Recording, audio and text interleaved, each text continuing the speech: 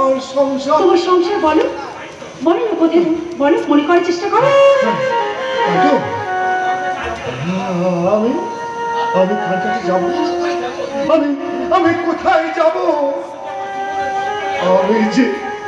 আমি যে আমার জীবনের পথটাই হারিয়ে ফেলেছি গো বাবা। আর সেই জন্যই তো আমি বড় একা হয়ে গেছি মা। না, আজকে তুমি একা নও, তোমার মামুনি যে তোমার সঙ্গে আছে বাবা, তোমাকে কখনো সে একা থাকতে দেবে না। হ্যাঁ, আমার মামুনি। হ্যাঁ, এই তো। ম্যাডাম, ম্যাডাম কে? ও মিস্টার গাঙ্গুলি, আপনার নামে একটা আর্জেন্ট লেটার আছে। তার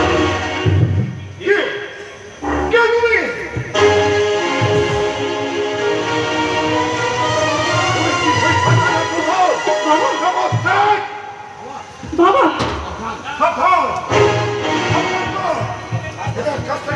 খুব সাবধান। এরা স্বার্থলোভী, এরা দেশটাকে বিচার দিতে পারে নিজেদের স্বার্থের জন্য।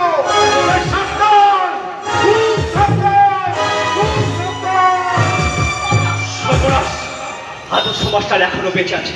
ও যদি সেদিনের ঘটনাগুলো ম্যাডামের কাছে ফাঁস করতে হয় তাহলে। কি হলো মিস্টার গাঙ্গুলি, আপনি কি ওনাকে চেনেন নাকি? না না ম্যাডাম, আমি কেমন করে চিনবো? আমি তো ওনাকে কখনো চোখে দেখিনি ম্যাডাম। আমার মন বলছে তুমি সব জানো, জেনে শুনে তুমি আমার কাছে সবকিছু গোপন করে রাখতে চাইছো। ম্যাডাম আমি বলছিলাম কি, ওই পাগল থেকে পাগলা কারণে না রেখে বাড়িতে। জাস্ট মাইন্ড ইট, উনি করে পাগল নন, উনি আমার বাবা। Sorry madam, I am really sorry madam. কই দেখি কি আছে লেটারে।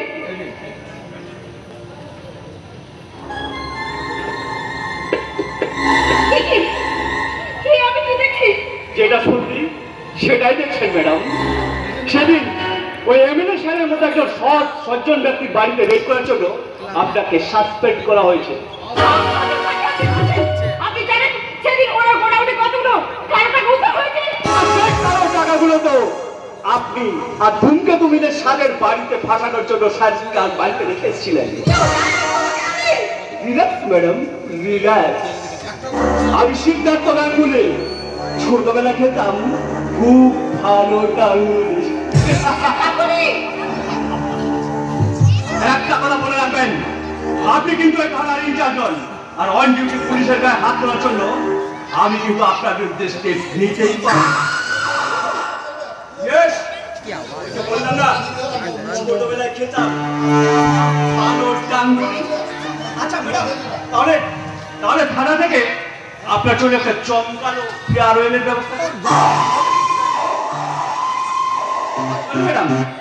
বাই।